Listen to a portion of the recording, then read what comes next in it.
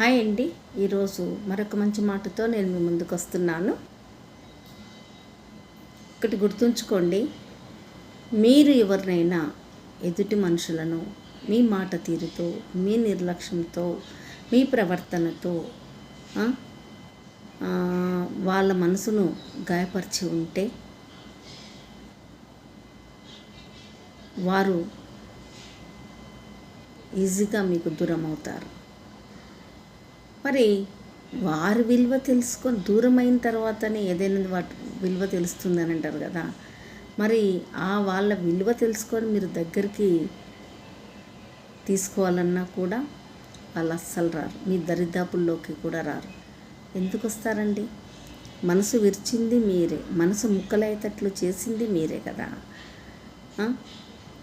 మీ ప్రవర్తనే కదా, మీ మాట తీరే కదా.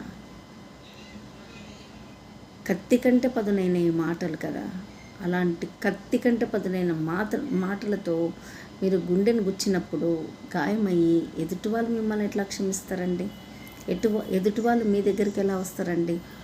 అందుకే గుర్తుంచుకోండి, ఎప్పుడైనా ఎవరినైనా మాట్లాడేటప్పుడు చూసి మాట్లాడండి. తప్పులు మీరు చేస్తూ ఎదుటి వాళ్ళ మీద వేయకండి.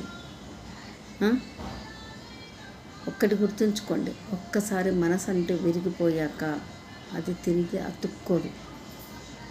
మీకు ఇష్టం ఉన్నప్పుడు మీ చెప్పినట్టు వినాలని, మీకు ఇష్టం ఉన్నప్పుడు కావాలనుకొని, మీకు ఇష్టం లేనప్పుడు దూరం కావాలనుకుంటే ఈ మనిషి కూడా మీ దగ్గర దాపుల్లో కూడా రారు.